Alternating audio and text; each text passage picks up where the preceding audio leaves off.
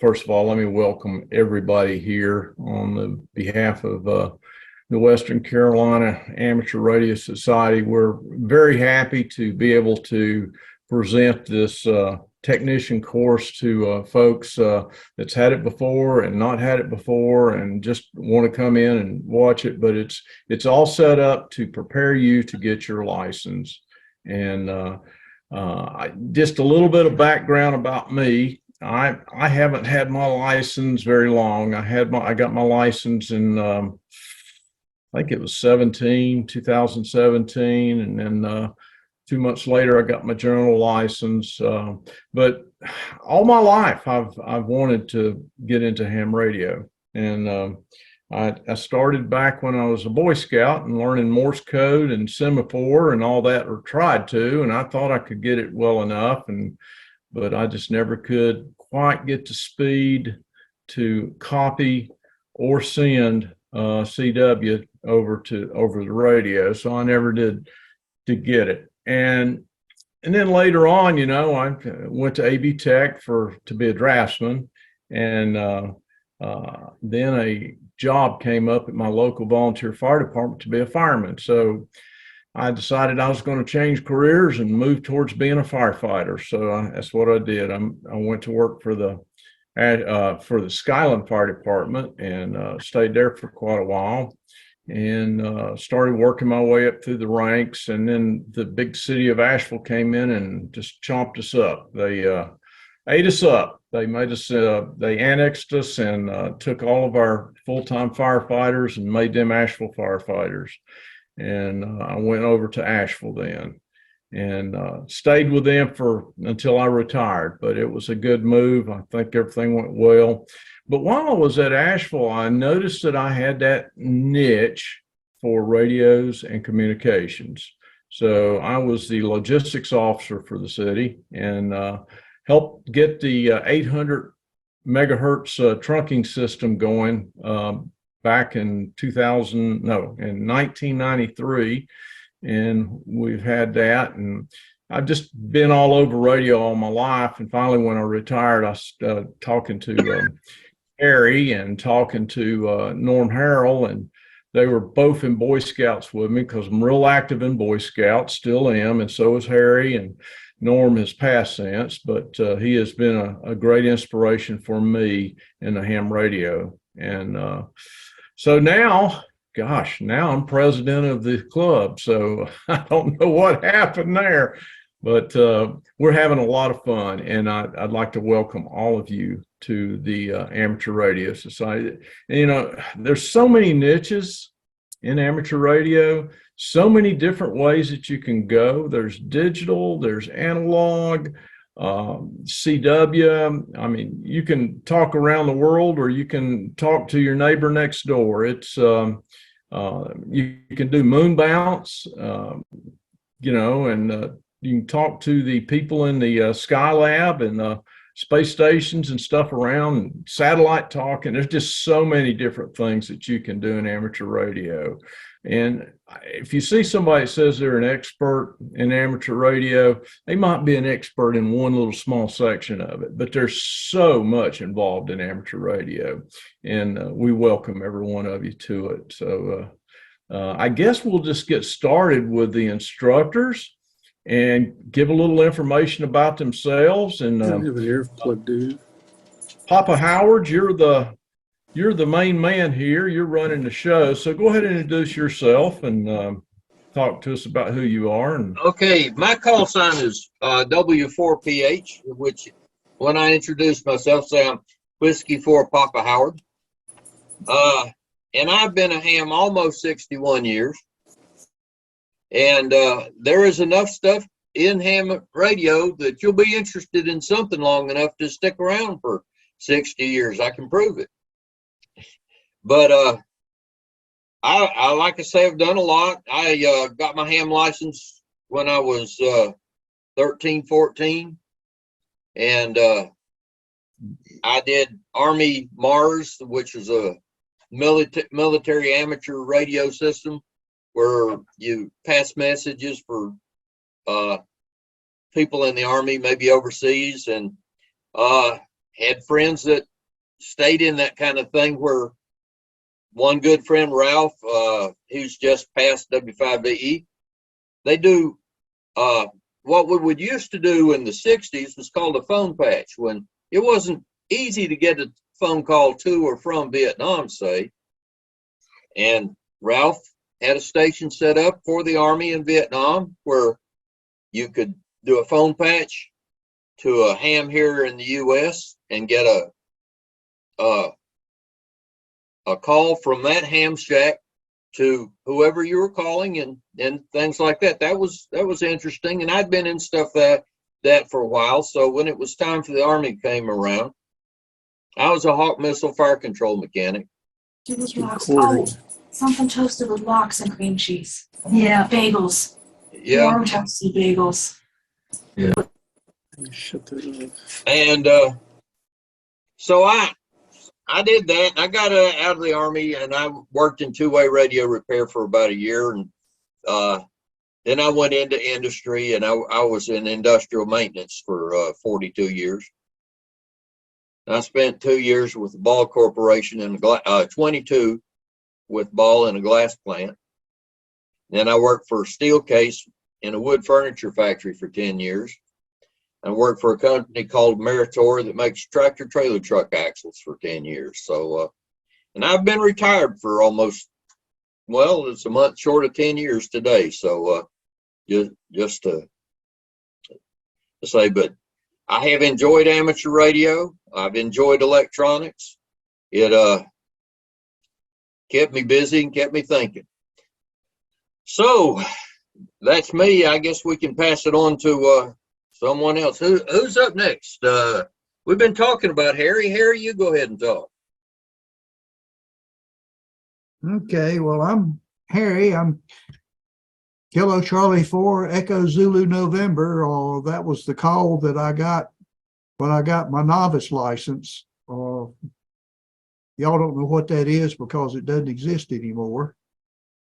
As Chris mentioned, Norman Harrell was the scoutmaster of the scout troop that my son joined, and I made the mistake one day of mentioning that I used to have a next door neighbor that was an amateur radio operator, and I got kind of interested in that, and then life moved on. I went to college, went to work, had kids, and Norman kept twisting my finger.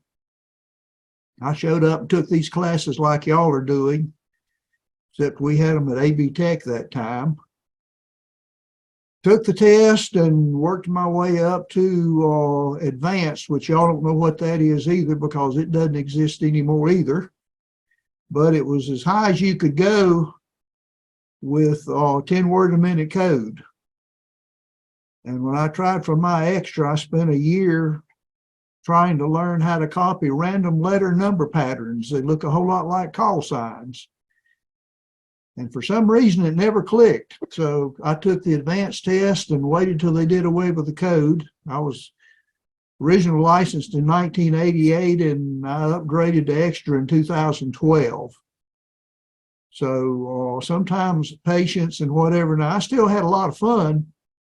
When you upgrade from general to extra, you get a 25 kilohertz of frequency privileges on most of the bands. But there's a little bit of bragging rights and prestige or something. Plus, when you got that extra, I had somebody else out there, and his name was Norman Harrell again, twisting my arm again to sign this little application form to be a volunteer examiner. So that part of why I'm here. Basically, I enjoy a little bit of everything. I'm mostly into the digital radio now. I finally worked India and got it confirmed the other day, Howard. Very good. And I don't hear India very often. But the guy, I checked LOTW the next day, and it came back with that big L in the box, which says he's confirmed it. So that's another country for me. But Worked over the weekend on the North Carolina, South Carolina QSO party, and I actually made 2 contacts on FT8, Howard, for the South Carolina. They figured out how to rearrange the program to make it work, and North Carolina didn't, but that was all single sideband. And I enjoy building stuff. Most of the stuff has got so small you can't see it anymore, but antennas and some things like that are still big enough to see, and my fingers work those still. So that's what I call fun. And working with these classes is a lot of fun. I get a real kick out of helping somebody get something started,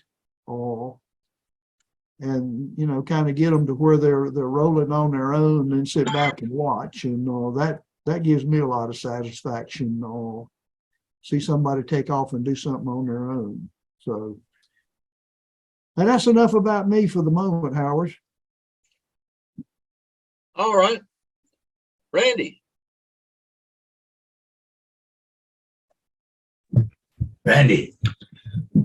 Good evening, everybody. My name's Randy, KI4VLW, and I hold a extra class license, and I'm going to be one of your instructors communicating with other hams. And I've been licensed since 2007. And one regret, I didn't do this years ago like I wanted to, but life gets in the way. But now I'm retired, over 40 years in the medical field, 30 of it with the VA. I have time to indulge now a little bit. So fun hobby. Like I say, enjoy doing it. My favorite thing is DXing, communicating out of the country to other stations all over the world. And it doesn't take too much to do that. And I use a wire antenna, and called a mystery antenna. And I call it a souped up G5RV, which y'all will learn what all this means. So anyway, welcome to the class. And I hope y'all find it interesting and enjoy it. Thank you. Howard, back to you.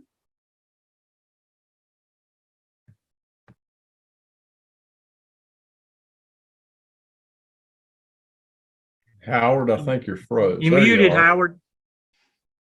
I say, I see Zach's here. Rick, you go ahead and introduce yourself. All right. Who?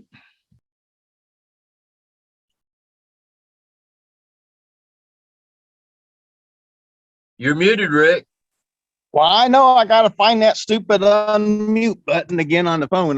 When I have my laptop going, I don't have that problem, but can't seem to find it on the phone. Okay.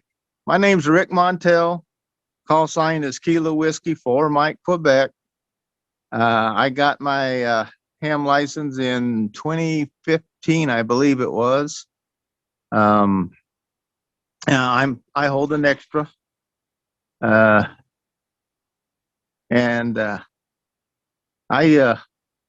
spent most of my career in aviation. I fixed airplanes and flew them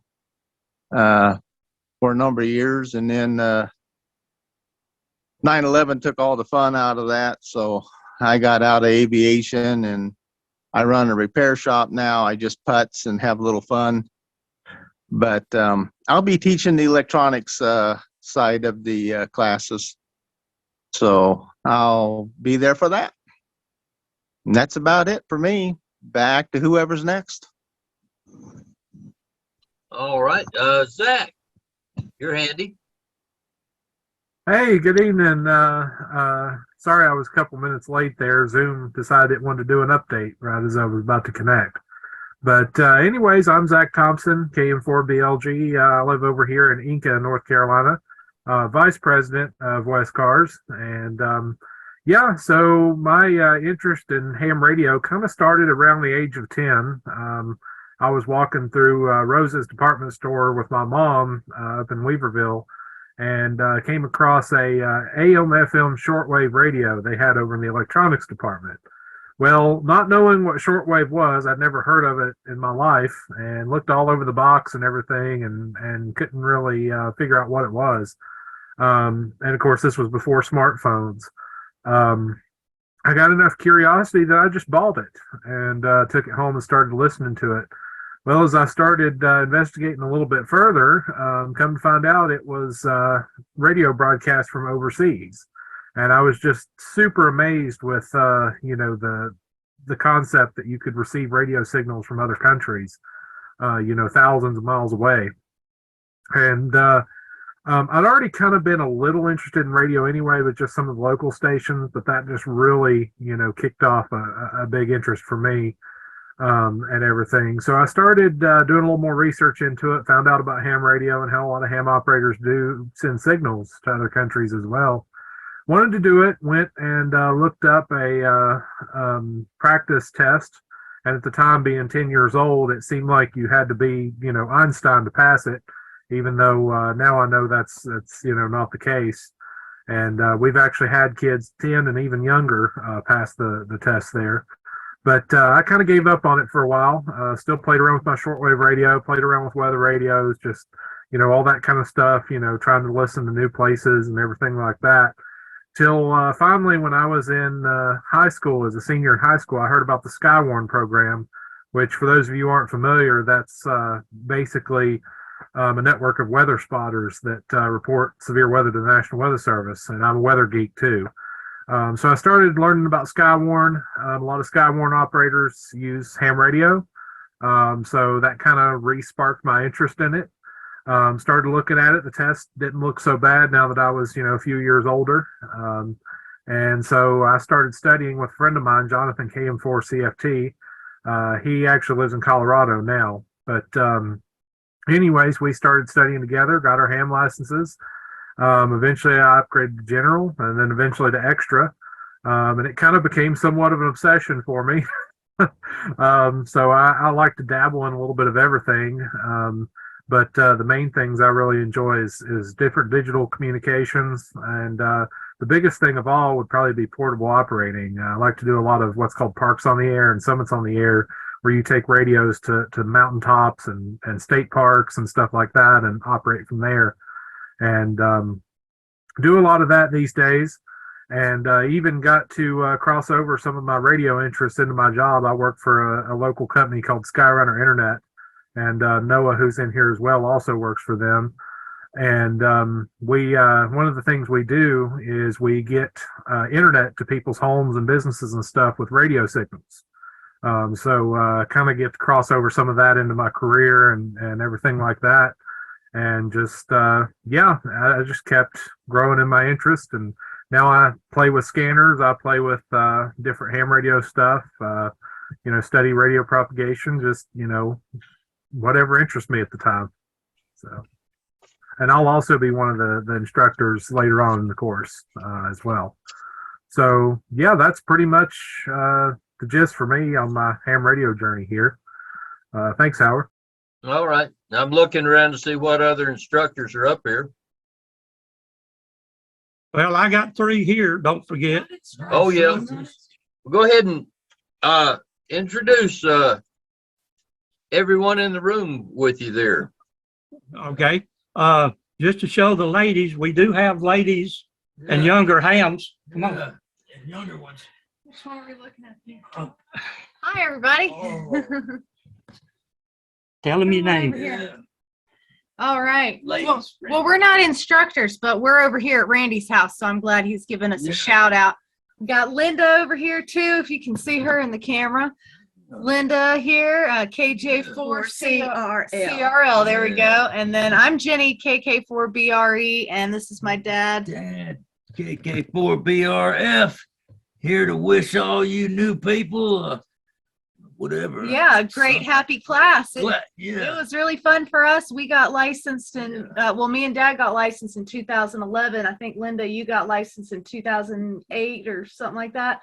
Yeah. 2009, something like that. So we got into it because we know Linda and Randy from our Bible study group, and they got us into it, and we just had fun meeting everybody since then. And our favorite thing, we really like doing the events, special events, like communications for some of the Yeah, the marathons, running marathons and stuff like that, bicycles, and you just meet a lot of people and you get to use the radios and you can do it as little or as much as you want and talk to people right local or all over the world. So we've gotten a lot out of it and we hope that y'all do too. Thank you for having us. Yeah. Y'all want to say anything else? That'll do it. All right, we'll give it back to Randy. Thanks for having us. People that had to talk to us, they didn't get to see us like this. But anyway, Yeah. we're friendly. We appreciate y'all coming in. Class is pretty good. We survived and we passed the test and everything. And these same people are worth having as your teachers. So we just here to give a little witness on that, and the best of everything for everybody else. KK4BRF. Back to you. Thanks, Reed, Jenny, Linda. And Linda is my better half. So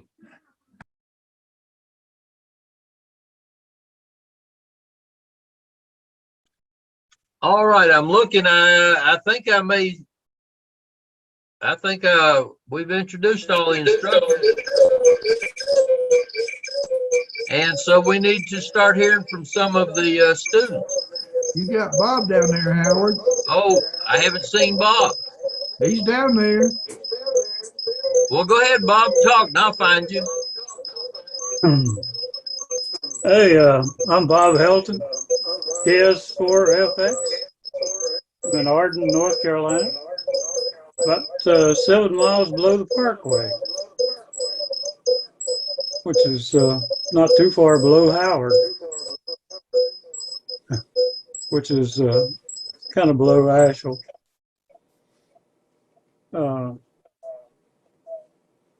I've been a ham since 93, I guess, is when I got licensed. Excuse me.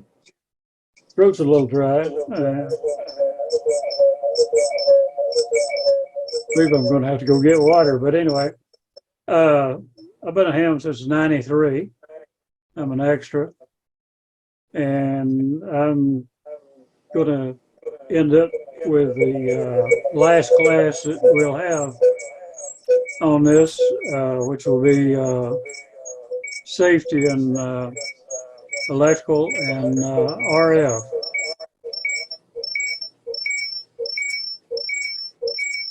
And Dave, I think you might be that echo. If you'll mute down that lower left-hand corner, Dave Coates. Okay. Thank you. Yeah, that does help. That I've been hearing a motor running all day. For some reason, I think my wife tells me it's our refrigerator. We have to take it apart and see what's making it run. As I seen on a TV show not too long ago. Anyway,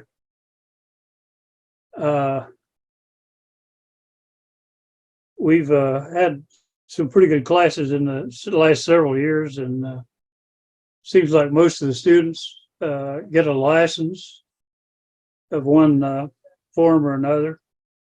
A lot of them go on to get their extra. I hope all of y'all do that hasn't already. And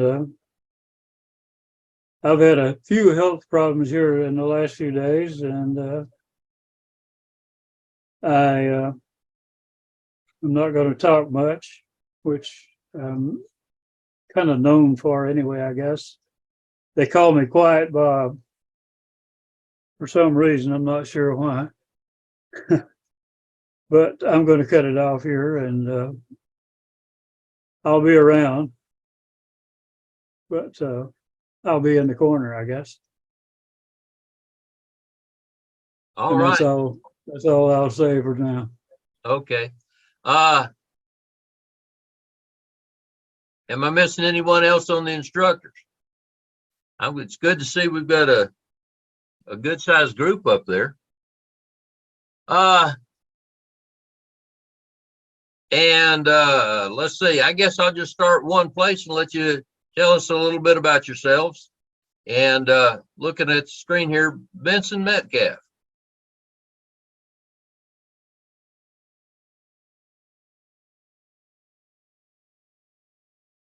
Can you hear me?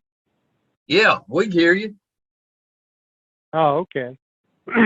Yeah, my name is Benson Metcalf. I'm out of Marshall, North Carolina, just getting into ham and looking forward to this class so I might be able to pass the technician exam. And I'm also doing some self-study, hopefully going to be able to double major and do the general at the same time. So that's my goal anyway.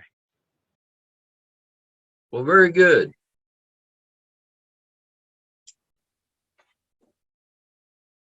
I will say that all the new students have one advantage in that Morse code took a while.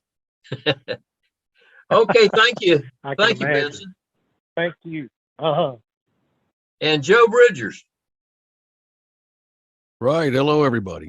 I'm actually from and live in Washington, D.C. My sister Susan speaks highly of Randy's elmership. She lives in Asheville, and she turned me on to this class. And I'm I think it's not uncommon in that I picked up the interest during the pandemic, sitting at home and trying to figure out what to do. And I got into reading. I don't know if any of these titles recognize, but Big Ear 2, which is a book written by a physicist who got into radio back in the 20s and 30s, built his own equipment and started working with radio astronomy. And that kind of got me into it as well. It's not to say that I'm not interested in CW either, but it's been 2 years since my interest was piqued, and I think I had better go ahead and get on the stick. And she turned me on to your class, and so here I am. Well, very good. It's good to have you. And that's one thing that we found. We used to do these classes at the local technical school, and we found that we can cover a much larger area on Zoom. And that's one of the benefits that came from the COVID era for us. Jim Erickson, tell us a little bit about yourself.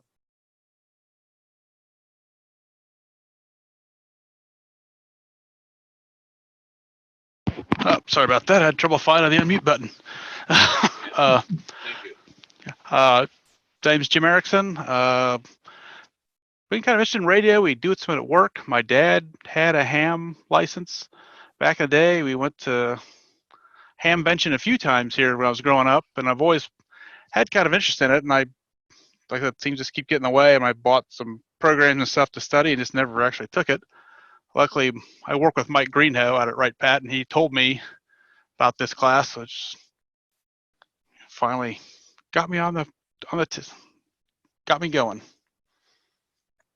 Well, the one thing I'll say is you live up there where the U.S.'s biggest ham fest is, and I do enjoy visiting up there. And if this class runs that week, I may not be here. I may be there. So very good there, Jim. Yeah, thank you. All right, Noah. I'm Noah. I had an interest in radios when I was a kid, and then I discovered computers and forgot about radio for a while until I worked with Zach, and he mentioned this class, and I figured it was about time to rekindle that. See what it's all about. Well, very good. We like I said, there's a lot you can do in ham radio. I enjoy an awful lot of different things in it myself. I do the digital communication. I do VHF contesting. I like CW. There's a lot of stuff to go on. And welcome and glad to see you. Let's see. Benson, I think we already did you, didn't we? So I'm looking through my list here. Got another club member here. but we'll get Dave Coates. Tell us a Yes, little sir. about yourself. I'm getting feedback for some reason. Anyway, I was interested in this from the Army, and a couple of years ago I did all the studying, but there was nowhere to take the test. Then I moved to Colorado, and now I'm back in New England, and looking forward to this. Well, very good. Where do you live now? Haverhill, Massachusetts. Okay, well, very good.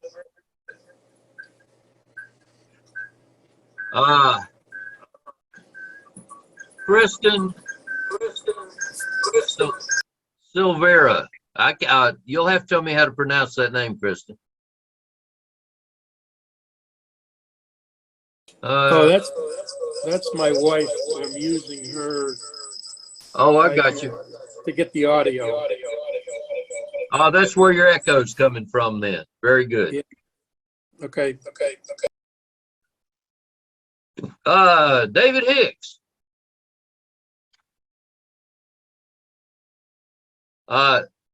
Mute buttons, bottom left-hand side. David, you're muted. There you Can go. you hear me now? Yeah. All right.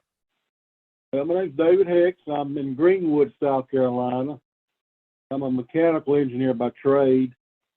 And I did have my novice license many years ago, WA4VAV. So, I know Jerry Robinson. I don't know if y'all know N4KJ. Anybody know that? He lives up in Mars Hill. He's a friend of mine, and that's how I found out about this class. So, thank y'all for letting me join you. I must say that I have an opinion that people from Greenwood, South Carolina have the best Southern accent. And I grew up in Asheville, so that's just to let you know. Well, thank you. All right.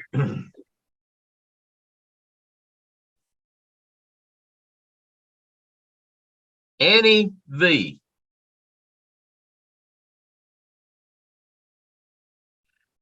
Bottom right hand, left hand corner. Click on the little microphone.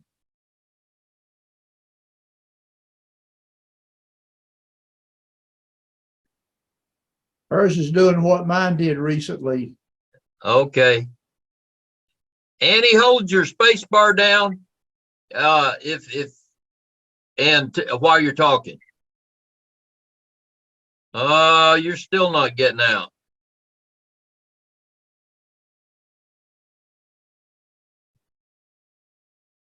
Okay. I'm a newbie in every which way. Okay, you finally got it. To work. I was invited by Mona and Leslie, and I thank you all for inviting me and allowing me to be here with you. So looking forward to learn, and thank you all. I'm in Silver, North Carolina.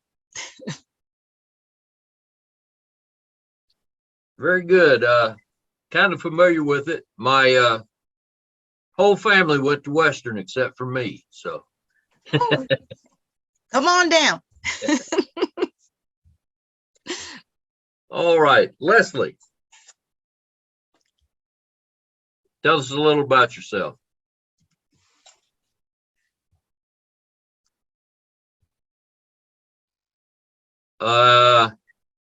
You unmuted, but we can't hear you.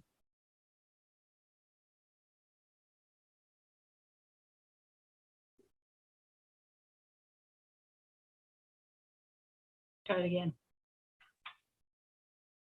Can you hear now? Yeah. Okay. I do now. Okay. Have you got two computers or something? You got an echo. Okay. Sure. Okay. Hold on. All right.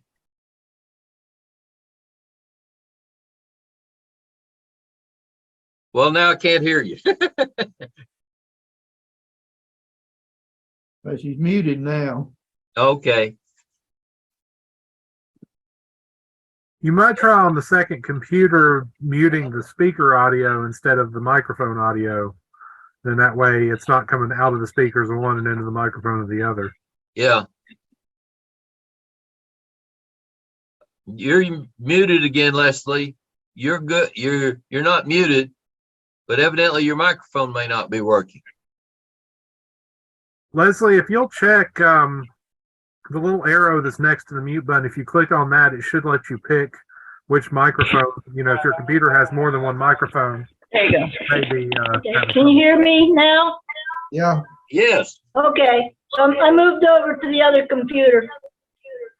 So I also had my license many years ago, back when you had to know Morse code and all of that stuff. But I never really used it because, and I'm looking forward to the electronics part because that's over my head, always has been. And because I couldn't figure that out, I couldn't figure equipment to buy, and I had no one to help me buy what I would need to use. So 10 years passed, I let the license go like an idiot, and so here I am. All right, and you're in Silva also, or? Okay, I don't know what you did. I don't know. But you shut both of them off. Oh, shit. This ain't gonna work. Yeah. Should have just left it be. Okay, try again. Okay. No, Can you hear me now? that's it. Well, and where are you located, Leslie? Also, technically Silva, but actually in Balsam. Okay, well, I'm familiar with that also. So, very good. All right. Yeah. Click up here and see what I can get. Fix that. So It keeps moving these things around on me. Welcome to Zoom. I don't know what you did with mine. I muted your mic. All right, who haven't I got to speak up? Mike G. I saw you a minute ago and it moved. Oh, not a problem. How are you, Howard? My name is Mike Greenhoe. I work with Jim up here in wonderful Dayton, Ohio area, and obviously the home of Hamvention.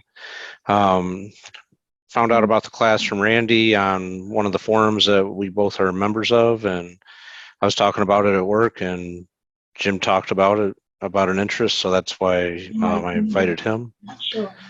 And my interest came, my oldest son, he ended up getting his technician in general within the last month, and I figured, well, that pushes me to want to start down the path now. And other than that, I've always messed around with CBs, but never got into ham. So here I am, and looking forward to the class. Well, welcome to the light side if you're leaving the CB. So Yeah. And I think Mona, I don't believe, have you spoke? I haven't spoken. Okay, I was trying to make sure I had everyone. Well, I'm already intimidated just by the whole Zoom speech thing, but also looking forward to the class.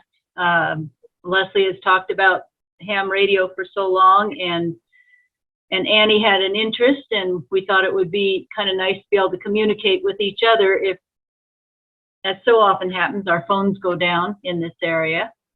So thank you for including us, and we owe it to Tim Glantz for having mentioned it to us. Well, very good. Y'all are the reason we're here. I mean, for me, like I say, I've been a ham radio operator so long that doing this is how I feel like I'm doing a little bit of payback to a hobby I have genuinely loved. So, well, we're kind of excited to have met real honest to goodness Elmers. Well, like I say, if you have questions, shoot me an email about something. We might get together on the phone and talk about things or whatever. And there's just a lot of us here. Well, Randy was very helpful. We had a lovely conversation with him before the class. He gave us a lot of good information, and so thank you both. All right. Okay, is there anyone else that hasn't spoke up? I do see that Tim got here, K4LPF. He's another one of our club members. You want to speak a second, Tim?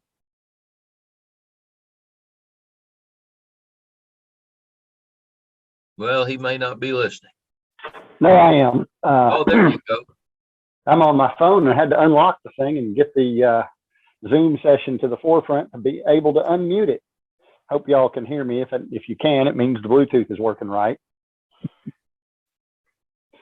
Am I on the air, Howard? Yes, you're very good. Yes. Loud and clear, Tim. Speak to us, Tim. He can't hear us, evidently. Harry and so on, in that I've done this for a long time. I'm younger than most of the rest of them, except for Zach, getting ready to turn 60 here shortly. But I was licensed in the mid-70s here in Asheville, and I've been licensed ever since. I run what will be explained to y'all later as HF fairly often, and a little bit of, I've got radios in the car sometimes, but happy to Elmer anyone. I've done it for a long time, and I forget who it was that said they were into computers and forgot about radio. Well, I've done both for a long time. Zach knows me quite well. I used to work at what was previously New Era Computers before it was New Era Technologies and Skyrunner. Worked for Don back in the 80s. Been licensed since forever. I have two teenagers, one of whom I would like to convince show class, but he needs to do well at Asheville High, so I think we'll let him go this semester. Maybe we'll do a class in the summer that I can convince him to come to. Anyway, that's about it, I guess. Good meeting y'all. All righty. Let me do a little work here, and I'm going to bring the screen up so that Chris can go through his part of the talk. Let's see. I need to go over here to the participants and make me the other host. All right. Okay. Don't see the screen yet, Just a Howard. second, and I'll get your screen up with your, or are you going to do it? No, you go ahead and do it. I thought you were going to do it. I haven't prepared for it. All right. Man himself is here. All right. Let's see. There's what I want.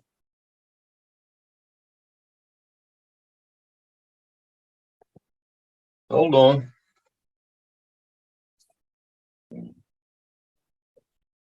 I'm working with more than one computer, and it's not liking me.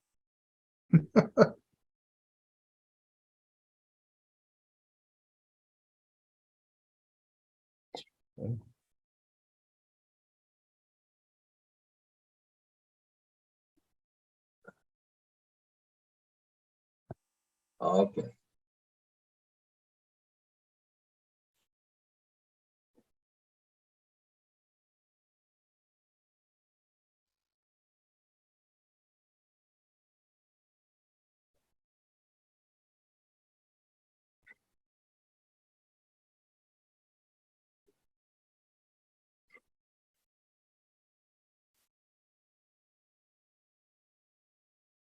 Howard, you want me to try to get it up?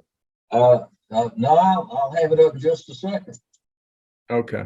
There we go. There we go. Hit the presentation button. Oops, I brought up the wrong screen. I'm sorry. Well, no, Mm, can you go up and click on slideshow and yeah. that'll get Click you in on the right place? click Yeah. on slideshow, and then it will hit presentation. I've got stuff in the way here. I'm having a hard time not grabbing my mouse, but my mouse doesn't communicate with yours, so it doesn't help. I know, I'm doing the same thing, Harry. I understand. My problem is, shoot. Well, now one thing you may There try we go.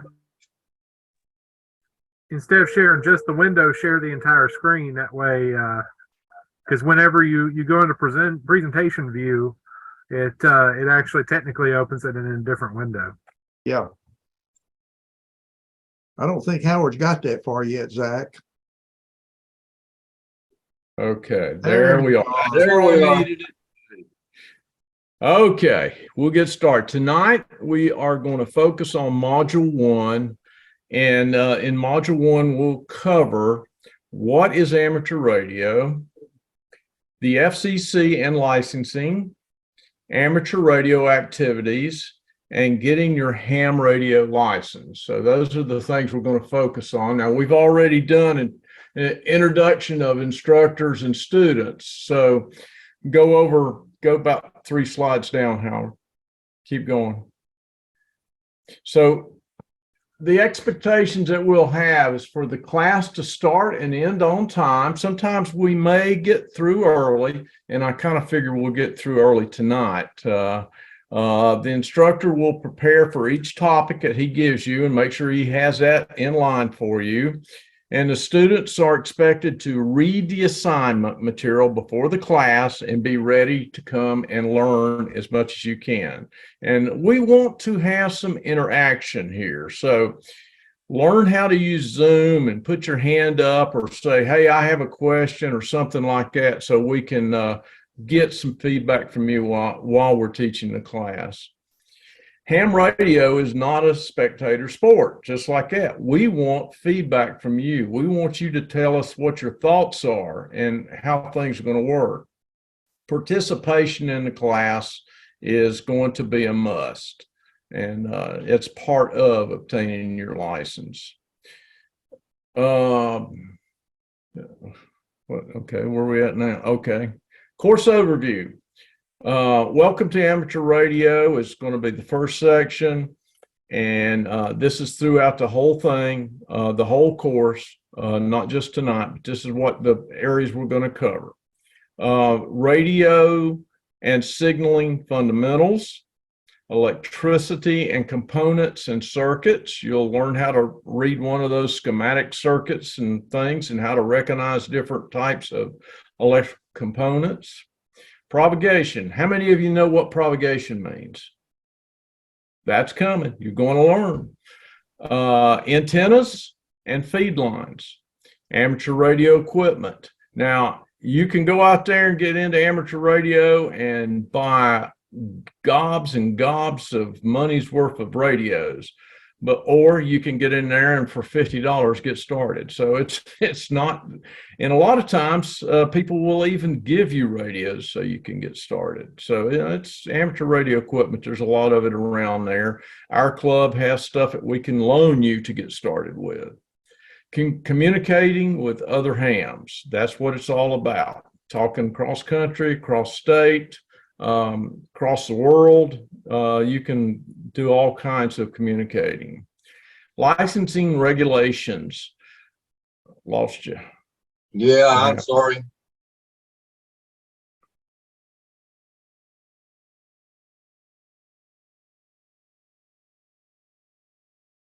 My mouse isn't agreeing with me too well. Howard, don't use the mouse. Use the space bar. Space bar will advance you one every time you hit it. I got you. Okay.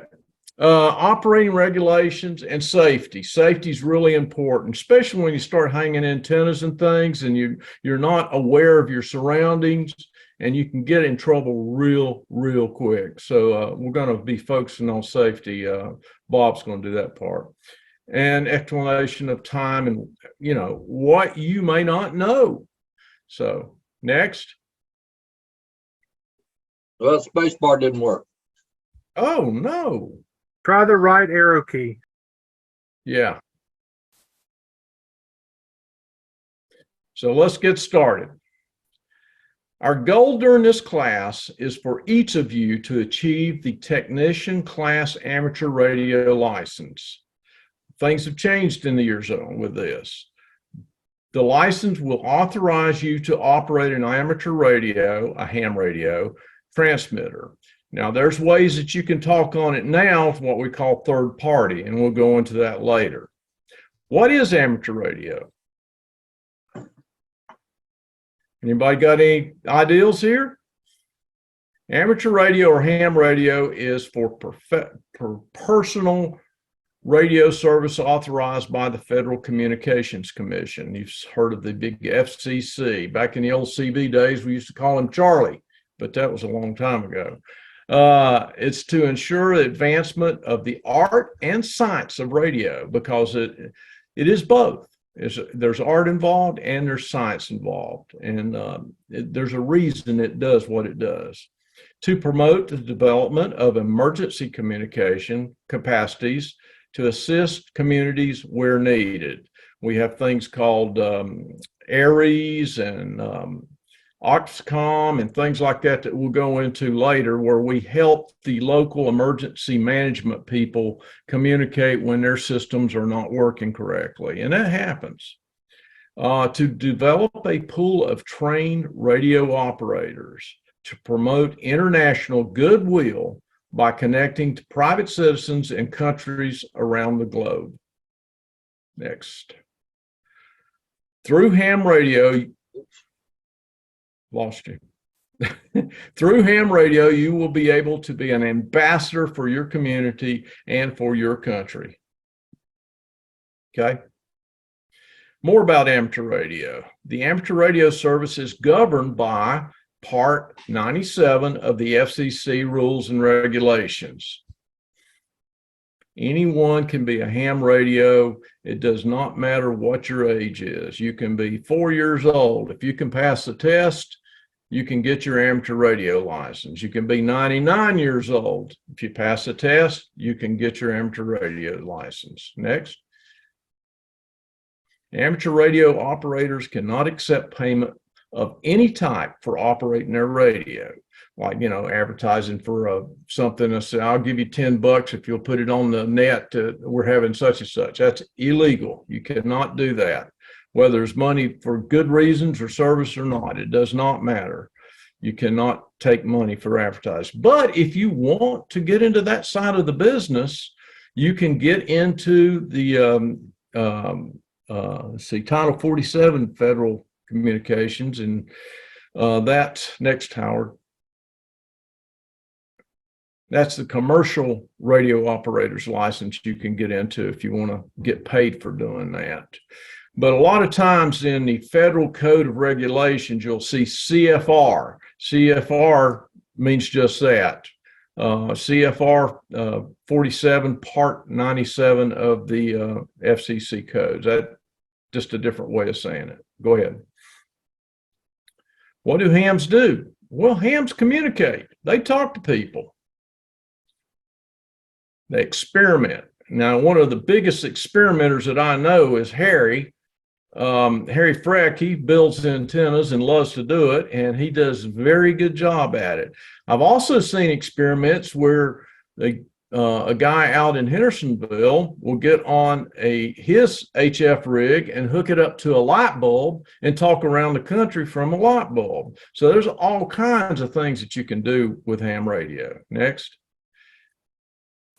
Build radios. We don't build as many radios as we used to in the earlier days. We used to build a lot of radios, build your own transceivers and things with kits. You used to get the Heath kits and some of the other kits that you could build your own amateur radio with. And a lot of the old time hams have done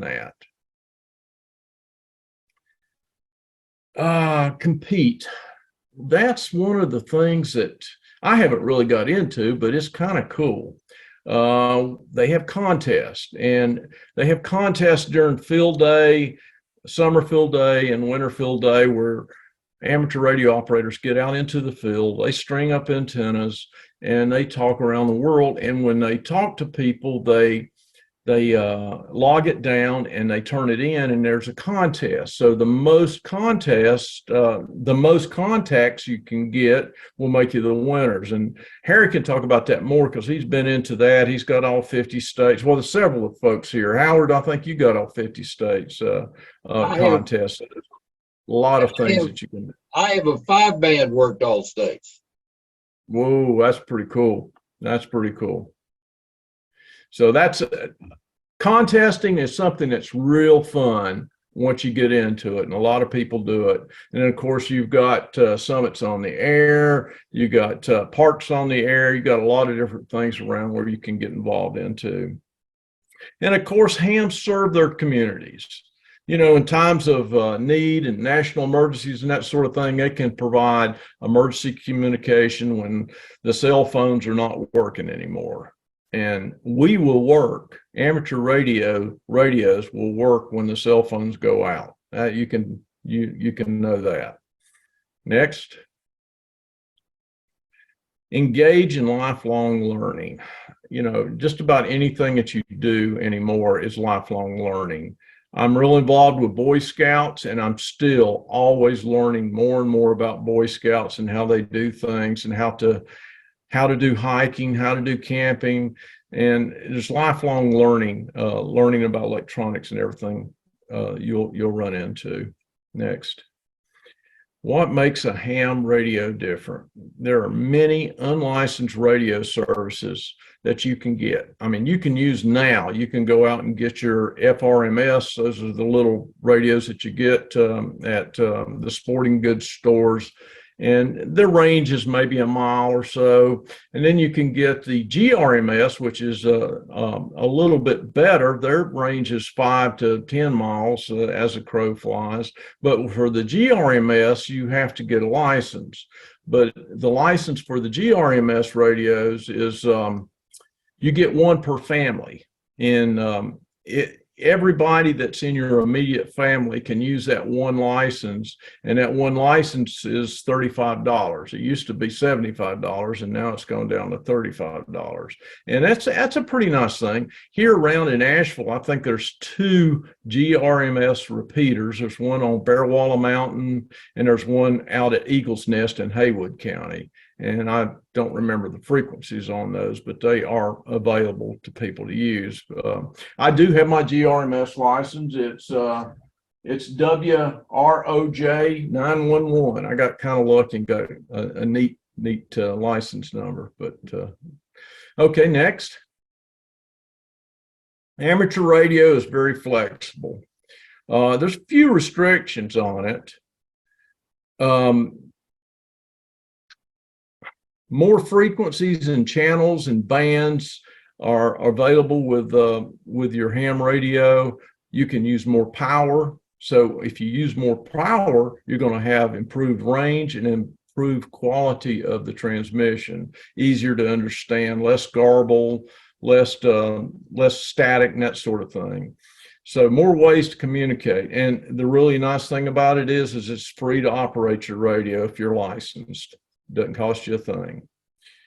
With more privileges comes more responsibility. So ham radios are much more capable and have the potential of interfering with other radio services. So, you know, you can, and we'll study about this. Our radios do cause a little bit of interference, especially if they're a lower model radio that's not a very good radio. It may cause some band drift or something like that and get into another frequency that you're not really allowed. We'll talk much more about that as we get into the course. Next. Ham radios have unlimited reach. They can easily reach around the globe and into space. And we'll talk about satellite communications and talking to the space station. FCC authorization is required to ensure the operator is qualified to operate safely, legally, and appropriately. This is why we're sharing it. And one thing about amateur radio folks, they police themselves. They don't necessarily have the FCC have people that go around and knock on your door unless they have to. And they will fine you if you're doing something that's really bad. But most of the time, we police ourselves. We take care of the problem. Steps to obtaining your license.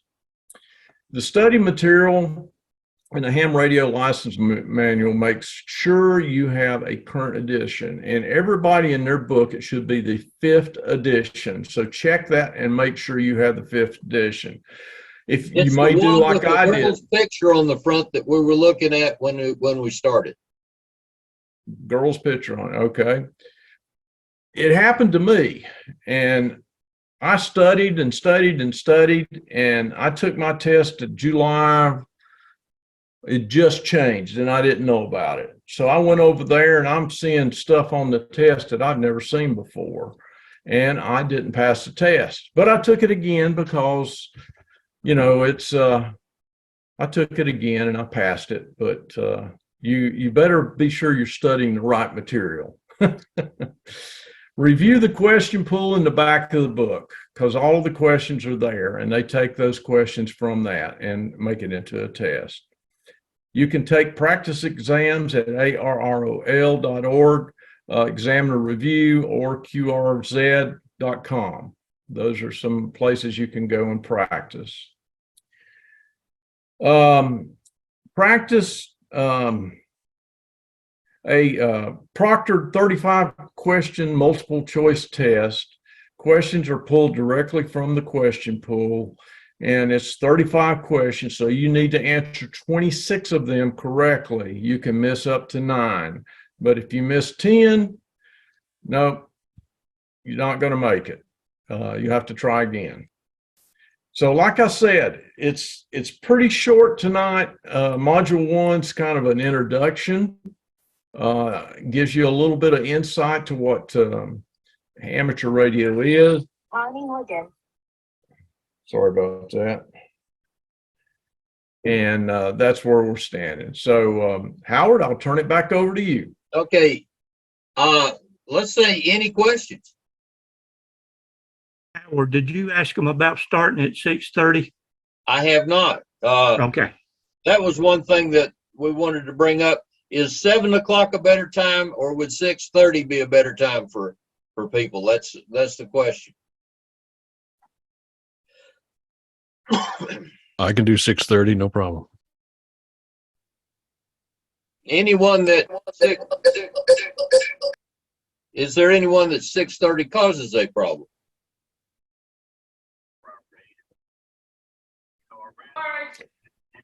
Looks like Mona sent the 7 p.m. Okay. If it's going to cause anyone a problem, we'll just stick with 7 p.m. All right. And most of these classes will run right at 2 hours. Sometimes we'll be a little short. And the way we have it set up is, say, module 3. That's Rick's module. He can't get everything done, so the next week we'll just pick up where he left off and continue on until we get the thing in. We do cover more than just what's in the book.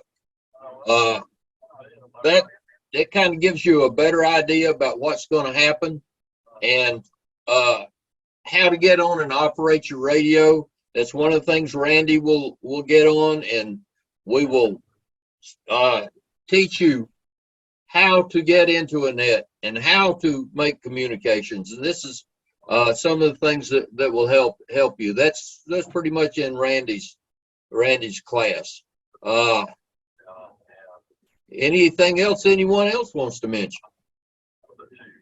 I just saw where they wanted to know what to study for the next class, and I would imagine it'd just be module 2, correct? Yeah, it would be chapter 2. That's the radio, propaganda, radios and signals. I will be teaching that one. So it'll be kind of a basic thing about how radio works. And we'll get into that next week. And like I say, if a question comes up, make yourself known. You can use that chat down there at the bottom and click on it, type something in, and it'll show up on the screen. Raise your hand. My problem is, like on the screen I'm looking at, I can only see 4 people at one time. So if you wave your hand, I probably can't see it. But if you unmute and speak, you will pop up on the screen and we'll know who's talking. Is there any benefit to having a radio, like a cheap handheld or something, to practice with as we're learning, or is it all mostly like theory and that sort of thing, where we're not gonna really need a radio in hand to practice with or anything? You won't need a radio in hand, and legally you couldn't use it anyway. But like when we're doing this, you can mash that space key on your computer when you're talking, and it's the same thing as mashing that button on the side of your handheld or the switch on the front of the mic when you're operating. And we can operate in a manner like that that's quite similar to what happens when you actually have the radio. If that makes sense. One comment I'll make is, if you've already have gotten a radio or something, you can listen without the license all you want. It's just the transmitting, the actual talking on the radio you can't do. Yeah, I heard a guy on one of the nets last night. He's just a technician, and he's been listening on the other bands, and wanted to know if his buddy in Alabama could hear him. And so he just mashed the transmit button. He says, "No, I didn't say anything." And I bit my tongue. That's illegal. Well, you don't have to talk to transmit. Right. Yeah, he broke 2 rules by that. One was that he transmitted on a frequency he wasn't supposed to, and the second rule was he didn't identify when he did it. Exactly. I say I bit my tongue because one of the things when you work some of the DX contests, we have these people called the frequency police. And my experience has been they have been more trouble because you're listening to a station and he's listening at one place and talking another place. And one of the rules of thumb that you'll hear some of us say, when you turn that radio on, remember you've got 2 ears and 1 mouth. You need to listen twice as much as you talk. And I basically say, listen, listen, listen, because eventually they'll tell you all this stuff, but you get excited. Like the other night, I saw this guy on India, and I'm running on digital, so that's not a problem. But still, when I saw that VU call sign pop up, my adrenaline popped in. And if I had been on voice, first thing I would have done would have been keyed to Mike and gone back to him. I did that one night, and this is a long time ago, and this voice came back. He says, "Brother, you're out of band." I had crawled under my table to work on something and bumped a knob, and I was transmitting on 4 meters. That's not one of our legal frequencies in this country. It is in England. Yep. But those things happen, and don't let that slow you down. But also do a lot of listening. And again, if you've got a radio, just listen. You're gonna hear some people doing it really, really right, and you're gonna hear some people doing it really, really wrong. Just wait till we finish with you. Then you'll begin to see some of the right stuff. Primarily just being courteous. Harry, I have a question for you regarding listening. Up in the DC area where I am, there's a website that is a software defined radio interface where I can sort of listen to VHF and UHF, and there is an HF component to it as well.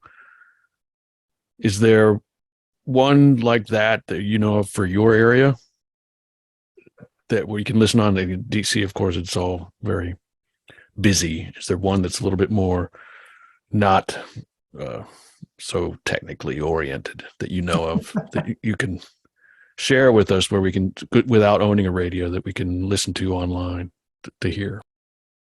So I just put a link in the chat. That is, it only covers the HF frequencies, which you won't be able to talk on until you get a general license. That is what is called a Kiwi SDR receiver. I've got it here at my house. Everybody's welcome to use that. Up to 4 people can listen on it at the same time. And basically that you can go on there and you can see the HF radio spectrum, and you can tune around on that and listen to the different modes. You can listen to everything from shortwave broadcast to amateur radio to really anything in there. And that's here in the Western North Carolina area. So check it out. Use it as much as y'all want.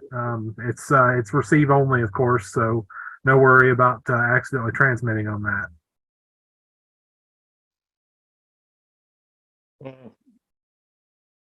They're putting in, Mona's putting in about listening to the local repeaters.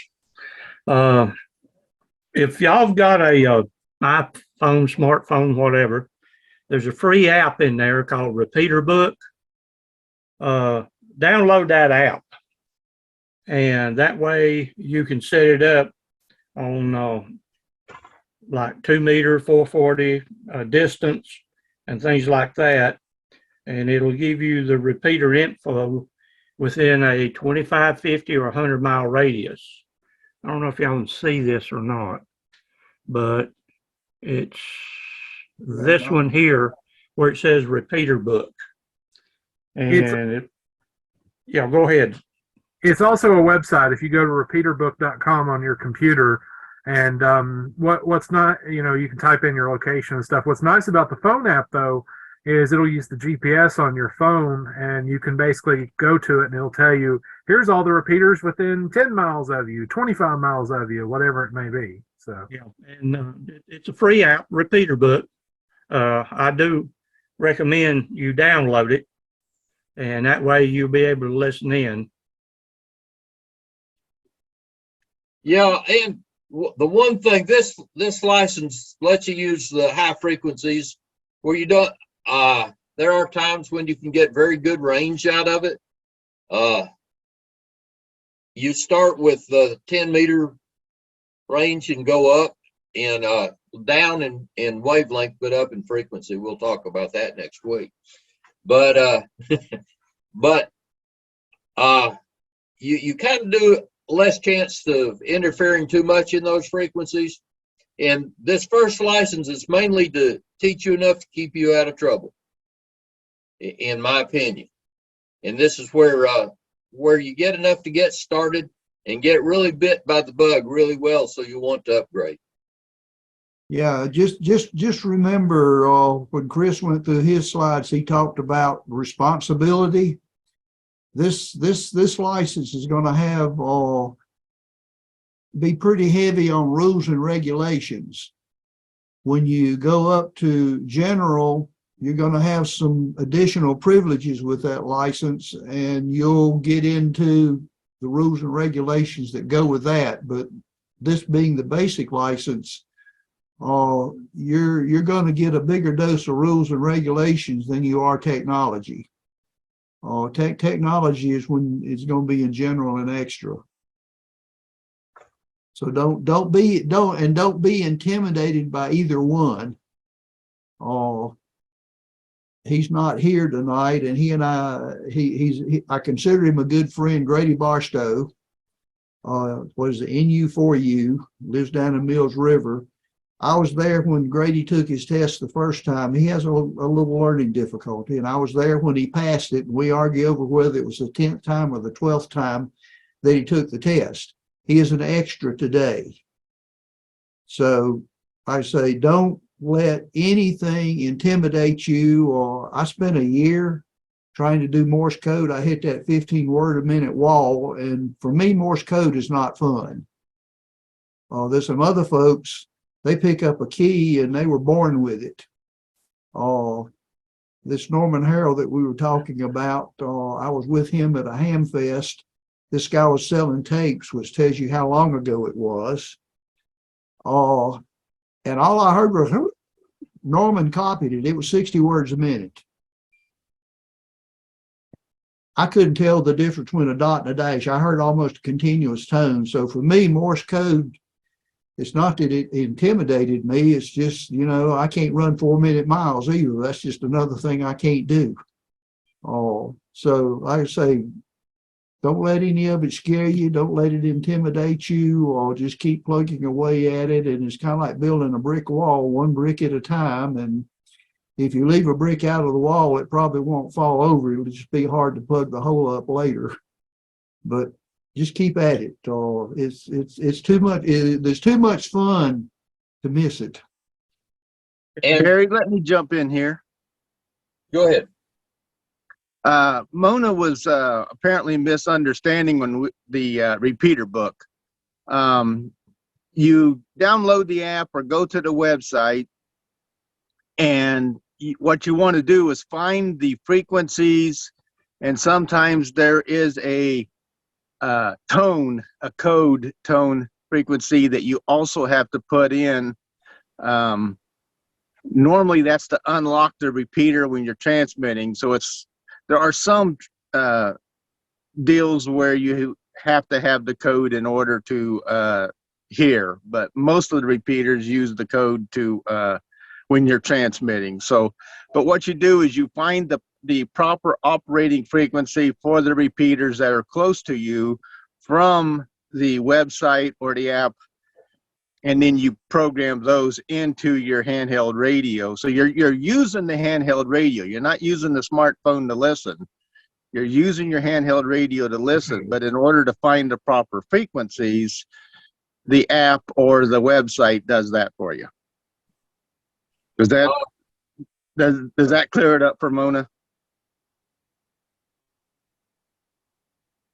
Yeah, one thing, when you have a question like that, don't hesitate to interrupt us and ask it, because there are things that those of us that have been doing it a while do automatically that you're going to have to learn how to do.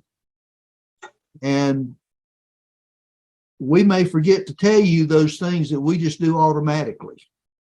So like I say, don't hesitate to interrupt and ask a question. There's one more thing I'm just gonna throw in. If you live in the Western Carolina area, most of us are available on Friday morning at 10 o'clock at the Ingalls across Brevard Road from the outlet malls, where we have a get together and also a VE testing sessions. So if you're in the area on a Friday morning at 10, drop by and say hello. Yeah.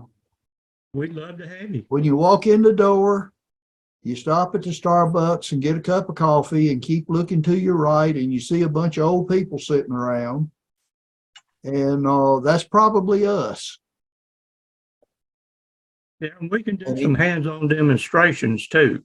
We don't mind doing that and show you. And Randy's really good at programming those repeaters into your handheld. Yeah. And I don't charge.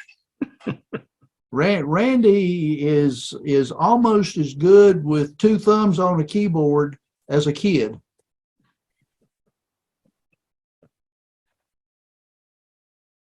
I personally use a computer to do that, but yeah, and what Rick brought up too with the tones and stuff is what I'll be going over in class, and I will be going over that in great detail, because it's something that you'll use every time you use your radio, especially on VHF, UHF, 2 meter 440. And we will explain that in great detail. yeah, one thing I'll throw out here, those of you who are in Western North Carolina, go to the Wcars website, and there is a group in Murphy that may or may not be physically close to you. I know that you and I live 5 miles apart on the other side of the mountain, and it's a 50-mile trip to drive around the base of the mountain to get there. And that may be the issue out there, but there is a Murphy Club out there, and they were active during the North Carolina QSO party. So that might be something for those of you that live out in the Silva area. I don't know how close Silva is to Murphy, but it is there. Silva's a lot closer to Asheville than it is to Murphy. Oh, okay. Now, one thing I'll say, if you don't want to come all the way to Asheville, there's another club in the area here. It's the Haywood County Amateur Radio Club. And we meet over at the First Presbyterian Church in Waynesville on the second Thursday of each month at 7 p.m. And we'd be happy to have you. We also simulcast the meetings to Zoom, just like Wcars does. So if you can't come all the way out there to it, then we can do that too. Like I said, once again, that's second Thursday of the month, 7 p.m., First Presbyterian Church in Waynesville. We normally meet downstairs. They recently had some damage down there, some water damage. So we're actually meeting upstairs now for the time being.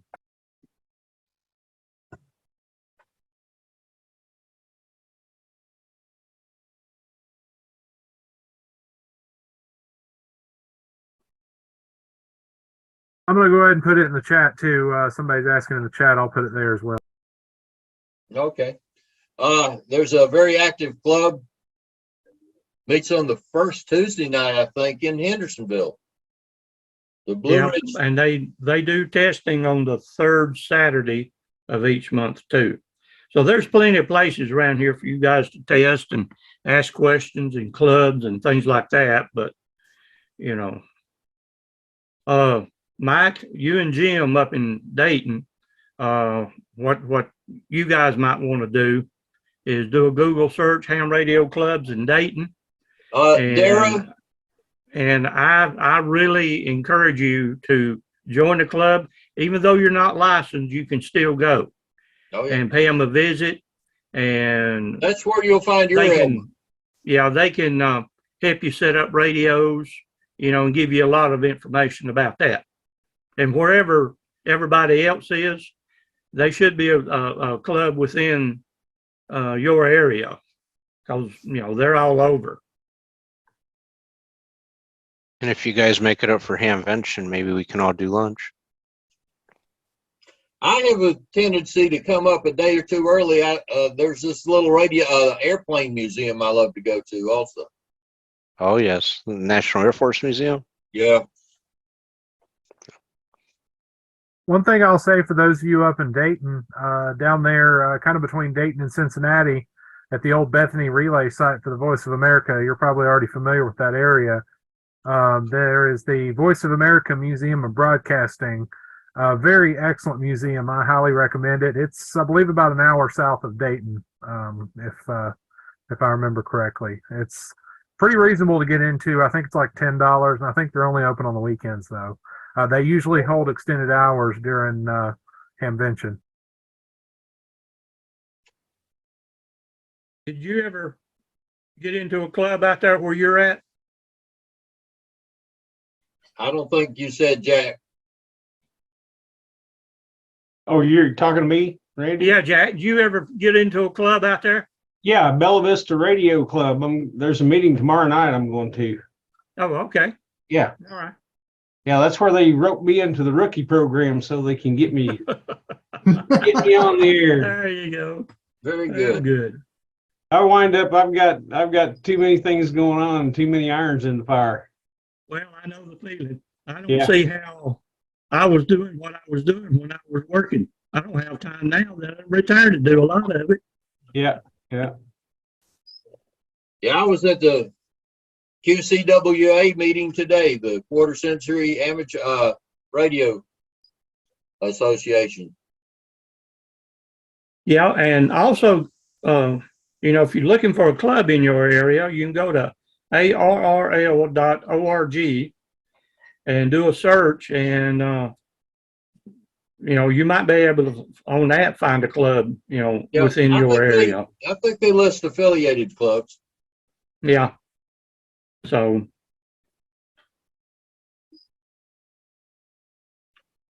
Anything else? Any other questions?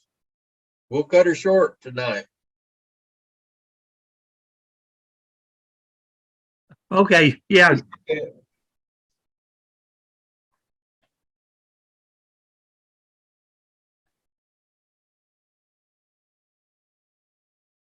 Well, I got to brag, Jack.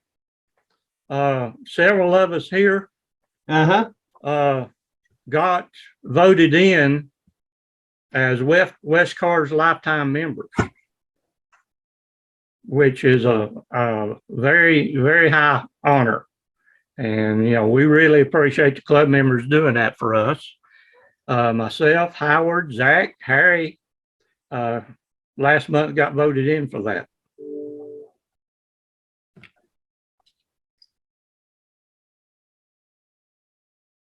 So I think, Randy, there's some kind of silly idea that they think we're supposed to do more.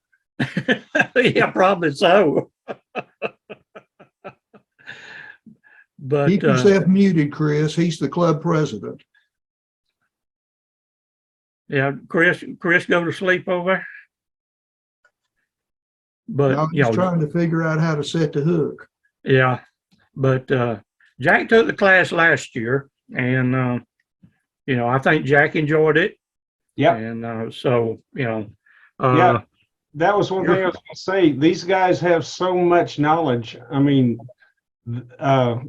I got my technician, and then I jumped in and studied a little bit more and got my general, and then not too long after the class ended last year, I jumped in and studied some more and got my extra. Ooh, awesome. Yeah. So, just we will teach it to you guys. You just have to have patience. It's not overnight. But we do, like Howard said, we go beyond the book and teach you a little hands-on and go a little bit more in depth to help you guys get started in this hobby. Well, I appreciate you taking the time. So, well, Joe, we enjoy doing this. We really do. This is one of my favorite things to do is teaching a class like this because I had two Elmers that helped me tremendously. And I promised myself if I ever got in a position where I could do this with other hams, new hams, I wouldn't hesitate to help out. So basically, I'm paying people back for what other people helped me with. So that's what I'm doing. Randy, explain what an Elmer is. Oh, Elmer? Elmer is a teacher, basically a personal teacher. In other words, someone that'll come in, show you how to use a radio, set up the radio, any questions you have, help you out any way they can. So if you hear us talking about Elmers, that's what we're talking about. Actually, Randy, when you get into some of the Q signs and some of the jargon we use, like I say, my call sign is Kilo Charlie 4 Echo Zulu November. Elmer, for the rest of the world, is spelled MENTOR. You're a mentor. In the sixth. And that can be, and you may have somebody that is really good at theory, and you may have somebody that is really good at how to build things.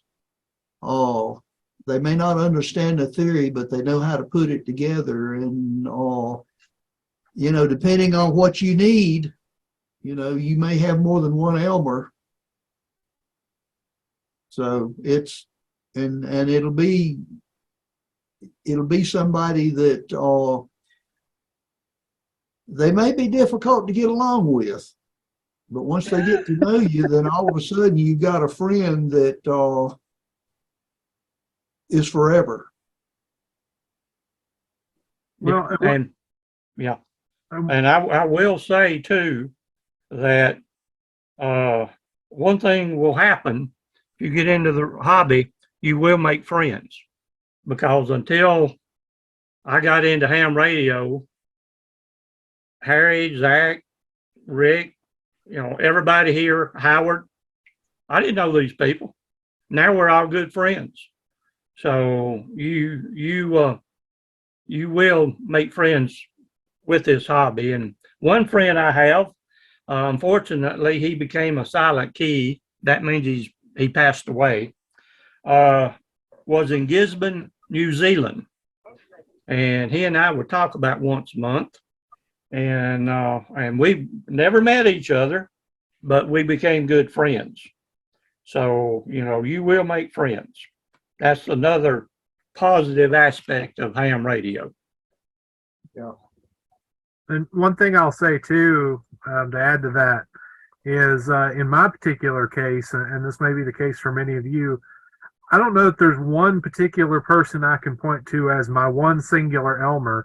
I've got a whole bunch of Elmers that have helped me throughout the years, and everything through all the different clubs and everything like that. So it's, like I said, I don't think I can point to one singular one. I can point to a bunch of them. So I'll throw in there that Elmer can be a two-way street too. Harry and I is a good example. There are certain areas where I play Elmer to Harry, and there's certain areas where I shut up and listen when Harry's talking. So, yeah, it can be a two-way street. As time goes by and you learn certain areas, you're going to find there's other people who's interested in what you know on those areas, and you kind of can become an Elmer if you're willing. And then, like so many other things, there's a whole lot out there I don't know. So there are times I definitely shut up and listen. So yeah, and Joe, Susan, I sort of Elmered Susan a little bit. She come out for a special event, bicycle run. So, she is out there, and I showed her what to do and how to use the radio and things like that. So, I have Elmered Susan. Yeah. If you're ever asked to teach a class, teaching is one of the best way to learn, because you come at it from a different direction. And all of a sudden you'll look at something and say, I didn't know that, or you'll say, now I understand. The light turned on. Yeah. But until that time, it just hadn't, the connection just hadn't quite made. So I say, if you're asked to help teach, say yes, because that's another way to learn. I was looking through my module, and I learned a couple of things about FT8, Howard. Because they've had, since that is something new, and they've had to add that to the information. I'll tell you what got me. In the North Carolina QSO party, when you're out working as many as you can, I was looking at there's a website where you can put your scores and look at them. The N4W had over 500 digital contacts. Digital? Digital. Because I heard, when I went on, I heard two, and I listened and finally went back to single sideband because that's where all the activity was. Yeah. But it's a lot of it has to do with where you're at. Howard and I get on the phone and we see each other on FT8, but he's seeing stations that I don't see, and I see stations that he doesn't see. Now, keep in mind, I use the word see, not hear. We're watching our computer screens decode message, and it just frustrates me no end when there's some person